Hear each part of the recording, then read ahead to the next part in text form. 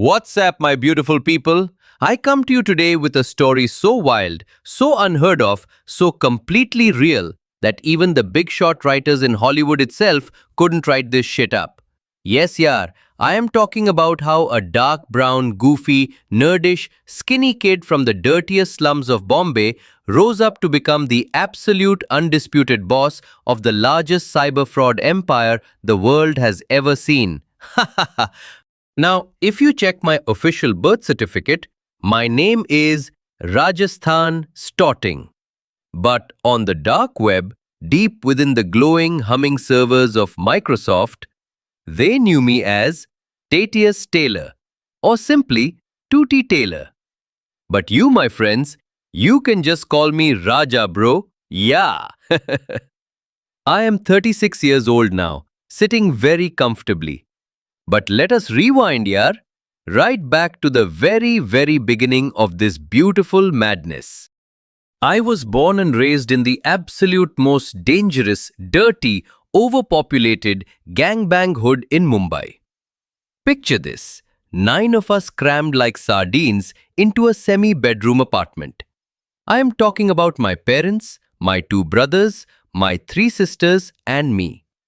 It was like playing Crash Bandicoot on the original PlayStation 1, but in real life, bro. Except instead of breaking wooden crates to find shiny gold coins, our crates were full of massive, angry, hungry rats. Oh my gosh, hee hee. I was always the odd one out in that madhouse. Skinny as a stray dog after Diwali, dark brown skin, and wearing huge glasses that were literally as thick as the bottom of a whiskey jar. While outside my window it was looking like Mad Max with people screaming and fighting, I escaped all that noise by diving headfirst into my true passions. I was collecting electronics from trash bins, playing retro video games, fixing broken motherboards, and reading thick, heavy books about astrophysics. And well, let us just say I had a very deep, very personal relationship with Britney Spears. Toxic, baby. That was my absolute anthem. With a taste of your lips, I'm on a ride. You're toxic, I'm slipping under. Oh, I love her so much, yaar. But the other kids in the hood? Oh, they bullied me non-stop, bro. Stones were flying at my head like I was the very last ripe mango left in the crowded street market. They called me terrible names like Four Eyes Einstein or Computer Ka Bachcha, which means computer's child. But guess what? By the time I was in 4th grade, I was already in the legendary Hall of Fame at my elementary school. I spoke 4 languages perfectly. I was a grandmaster in chess, and as a 9-year-old kid, I became the first person in all of Asia to jailbreak a Macintosh computer. Imagine! While those brainless, dirty kids were throwing rocks at me, I was busy hacking the goddamn future. I survived, bro, and I picked up that raw street strength that helped me so much later in life. I finished my elementary school with A+s in every single subject, except for sports. Ah, yes, the sports.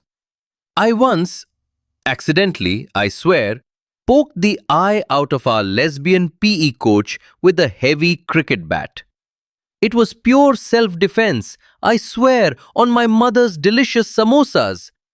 She was blowing that metallic whistle right in my face like she was summoning the absolute apocalypse from the heavens. Oof! She never looked at me the same way again. Literally. After that, I went to an E-Tech high school in New Delhi. Ah, New Delhi. Cleaner air, smart rich teenagers, and the very first time I was separated from my beloved family, living all alone. It was tough, bro, but those college methamphetamine nights really helped pay my expensive rent and kept my creative juices flowing like a river.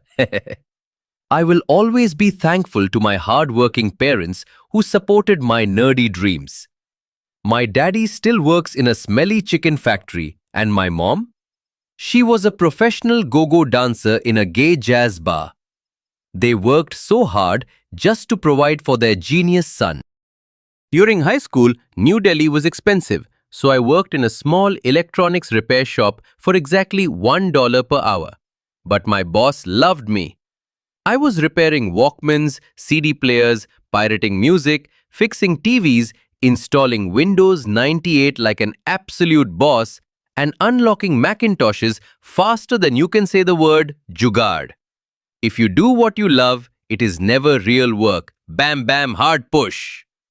I graduated with spectacular results and completed a 1 year course in IT engineering, specializing in coding and web development. Then, I opened a tiny repair shop in the Delhi suburbs with my cousin. We were living, surviving, yeah. Then, during the hot summer of my 20th birthday, at my wild drag queen themed birthday party, don't judge me, bro, it was a very wild experimental phase. I met my beautiful wife, Priya Rai. She was this stunning big titty girl who was doing door to door delivery for McDonald's. I fell in love instantly. I put the ring on her finger faster than a phishing email gets opened. Ooh, Raja, you crazy sexy man. One Big Mac with extra cheese, please. A year later, in 2008, we had our beautiful son, Thomas. A bulky, white, healthy baby. Ooh! He looked so strong as a newborn, like he could bench press a whole tandoori oven. So, everything was going fine. But then, the 2008 world crisis hit. Damn Illuminati, bro, you know how they play with the global markets. My big titty wife, Priya, was working her way up into McDonald's corporate management, and I was running my little tech repair store. We had a decent life by Indian standards. But then, in 2011, a massive shit hit the fan. The government hygienic inspection came and closed down my entire store. Why? Because they claimed they found dead, decaying, and sick rats inside my storage unit. Rats? In a tech store? What the hell, man? I know for a fact it was my jealous cousin Tatara who planted them there. He was always a dirty ass hater, jealous of my big brain. I will show him one day, just wait. But when one door closes, the universe opens a massive golden double door, bro. Right after my store was shut down, I applied for a job at Microsoft India. 1 week later, ding dong, I got the SMS. Accepted. No surprise there because my CV was a work of pure machine-like perfection. Microsoft in India is a massive machine, bro. Over 20,000 employees, cheap, highly productive labor serving the entire Western world from New Delhi call centers. I was placed in customer service, and for 3 years, I worked with absolute laser-like focus. Then, in 2015, the main executive director retired. The American CEO called my phone personally. Roger, you are a goddamn machine. We are promoting you to lead more than 800 customer service agents here in New Delhi. Oh, of course I accepted. Raja is Microsoft now, for real. I was only 26 years old, leading 800 people. I bought a beautiful downtown apartment, a brand new shiny Toyota Corolla, and a brand new PlayStation 4, my nigga! But then came 2017. One rainy morning, a young customer service agent approaches my desk. He is wearing these massive, thick telescope glasses, sweating profusely, trembling like a leaf. Sir, I think I did something really bad at work today. I entered the private database of a customer, a midget lady from Italy, and I downloaded her private picture gallery for my own personal pleasures. I looked at this idiot and said, Hui bubble, are you on heroin or what, you dirty boy? I am suspending you for 1 week. Don't ever do this again. But as he walked away, a realization hit me like a lightning bolt. You see, as a senior lead administrator, I realized that I now possessed full, permanent, God-like access to the entire, complete, global Microsoft database. I am talking about every single employee, every single customer, and practically any Windows PC on the face of the planet that was connected to the internet. I could see everything, every file, every webcam, every password. That day, my curiosity was set on fire. The little perverted nerd inside of me had awakened the sleeping cyber beast. Almost every single night, after having a delicious dinner with my big titty wife Priya, I would sit in the dark and indulge my new bad addiction. I spent hours exploring people's private lives through the Microsoft databases. Pictures, videos, personal emails, search histories. You would not believe how incredibly creepy and weird German people are. Ooh, woof. But it proved one thing. My access was completely unbreakable, anonymous, and total. A few days later, on a beautiful rainy morning, I was eating spicy street curry with my childhood buddy Tariq. I pulled out my phone to show him some private pictures I found from our database. It was a very fat, wealthy woman living in Mississippi, America. We were looking at her pictures, laughing and trolling, when suddenly Tariq stops chewing his food. Bhai, look at that brand new Louis Vuitton handbag sitting on her table.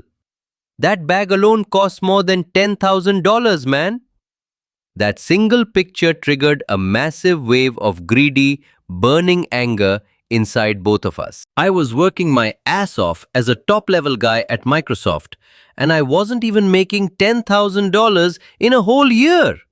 Meanwhile, Tariq owned two small street curry stands and rode around on a rusty old Nazi-era motorcycle.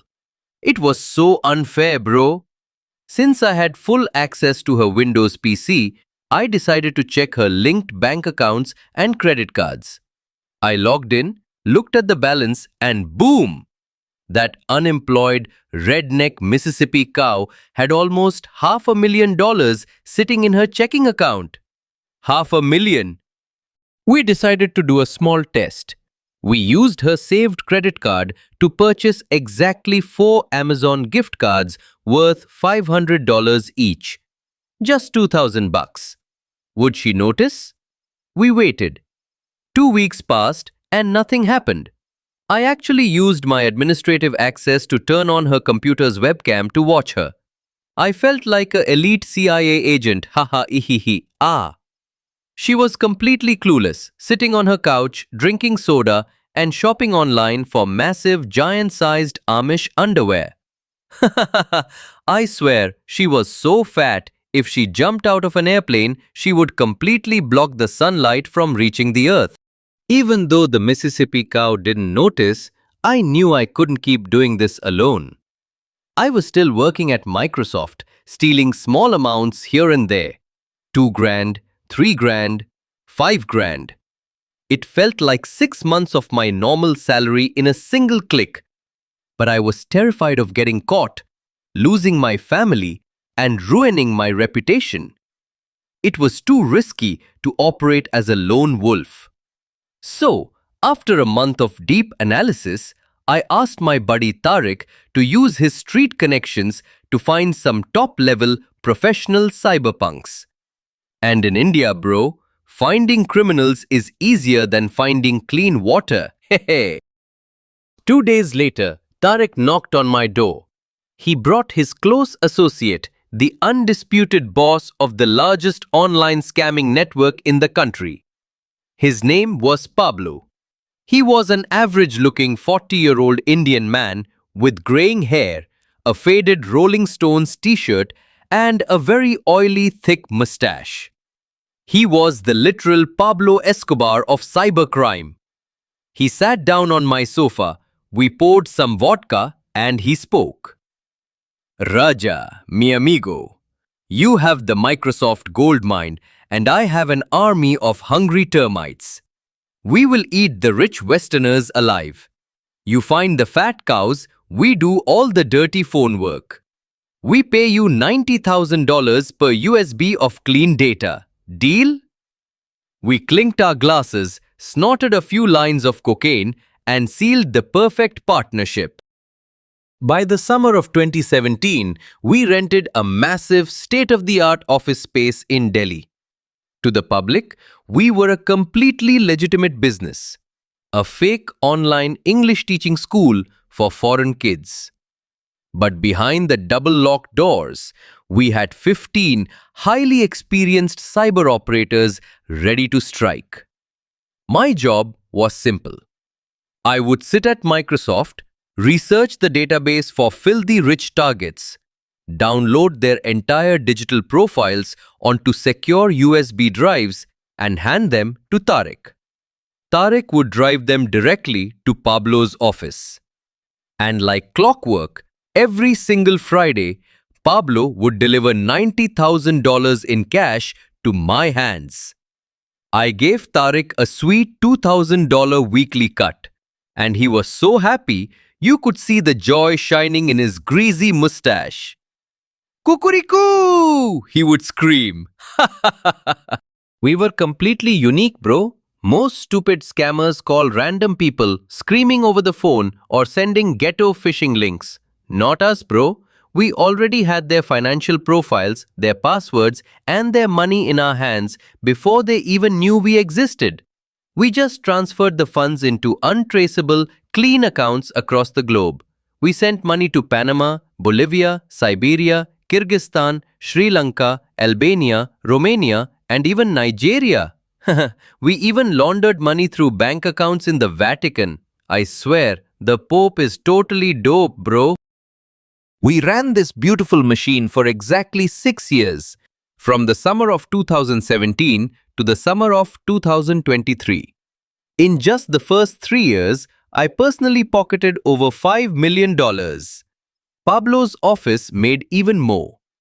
I bought a massive mansion in the Bollywood Hills, 5 luxury sports cars, hired a team of heavy armed bodyguards, and lived a life of pure rockstar excess. I had a line of pure cocaine in my living room that was 4 yards long, a massive swimming pool, and I even installed a giant, life-sized, solid silver-plated statue of a cow in my backyard. Moo! Living like a Hollywood star in the Indian hills, you have to understand, $1 million in India makes you feel like you have 100 million in America. It was a wonderful, magical life with my big titty wife Priya and our son Thomas, who was now studying at the Magic University. You know, Oxford in England, like Harry Potter. He's a very smart kid, just like his daddy. In India, if you have enough money, you are the absolute king. Nobody cares if you are a dirty criminal or a holy bishop from the Vatican. If you pay them well, they will bow down and respect you. I made sure to buy expensive gifts for everyone, never flexing too rudely because with over 1 billion people living in extreme poverty, you do not want to attract the wrong kind of hungry attention, bro. To keep things perfectly clean, I set up 3 massive cover businesses. First, I invested heavily in agriculture by opening a tea export company. Though, to be honest, we were exporting far more cannabis than actual tea. Second, I invested in the Indian Space Agency. No profit there, complete bullshit, but a brilliant cover because Indians absolutely love science and are too proud to ask questions. And third, I opened a charity eye clinic for blind people called The View. I know what it is like to have thick glasses, and now people look at me like I am Mahatma Gandhi. With my scams and my covers, I was pulling in over $110,000 every single week. It was the perfect laundry machine. But after 6 glorious years of stealing millions from the richest people on earth, I decided it was time to stop. Literally, One afternoon, an insect bit me on the neck, and it gave me this weird, sudden instinct. Raja, stop it now. Get out while you are ahead. So, I quit Microsoft, shut down my operations with Pablo, forgot about Tariq, and hid my millions. I reopened my small tech repair shop on a much bigger scale, sold my space agency shares, closed the blind clinic, and decided to live a quiet, clean, peaceful life like Denzel Washington in the movie The Equalizer. Just chilling. But I know you jealous snitch-ass haters are wondering, what about the law? Well, let me tell you what happened. One beautiful warm summer morning in July 2024, I woke up in my massive French bed. I put on my silk Chinese slippers, took a relaxing shower in my Spanish marble bath, made a classic British breakfast, and dressed up in a tailored Italian suit. I lit up a fine Cuban cigar, opened a cold German beer, and turned on my Japanese TV. Suddenly, knock knock knock on my heavy Swiss steel door. Boom boom boom, open the door, whore, police! I calmly walked over the expensive marble floor and opened the door like a true gentleman. Standing there were two oily mustached Indian police officers. We are here to arrest you, but maybe you have something for us? I smiled, handed them 2 grand cash each and said, "How can I assist you, misters? Why all this noise?" They happily pockets the money, but then they look nervous and say, "Sorry, Raja, we take the bribe, but the Americans are here. They want you." Ah, Tariq had taught me well. Always bribe everyone, even the bride. They brought me straight to the main New Delhi Sheriff station. I was totally calm. I swallowed a couple of my Dubai Adderalls to keep my focus sharp. I sat in a plastic chair for 1 hour, knowing they were watching me through the glass. Then, the heavy wooden doors swung open, and two tall, pale white men in dark suits walked in. The FBI! "We are from the Federal Bureau of Investigation. You are under arrest for international wire fraud, cyber conspiracy, and money laundering." I just smiled, looked them in the eyes, and said, "Ah, yes, very nice story. But, hello, can I call my lawyers now?" You see, months before this day, I had deleted every single byte of data, every server log, and every piece of digital evidence connecting me to the scams. And more importantly, I had the two best lawyers in the world on my payroll. Mohammad El Safir, who represented Serbian war heroes, and Andrei Kuznetsov, the genius who saved Edward Snowden. Within exactly 20 minutes of my lawyers arriving at the station, we had negotiated my complete release. Andrei Kuznetsov helped me set up the ultimate escape plan, the Fall Guy solution. We paid a poor, desperate Indian man a massive sum of money to sign a confession, take the fall, and carry all of my cyber crimes on his own back. In exchange, when he gets out of prison, he will receive a full-sized, solid silver-plated cow statue and enough wealth to feed his family for generations. And that is exactly what happened. Right now, as I speak to you, that poor guy is happily serving an 8-year sentence in the Metropolitan Correctional Center in Chicago, sharing a cell with a scary Russian man covered in Nazi tattoos. They are probably playing chess right now to pass the time. Ah, too late, my friends. Today, I am living a peaceful, luxurious life in India with my big titty wife Priya, with $17 million safely resting behind a heavy Swiss bank door in Switzerland. Namaste, adios, and moo.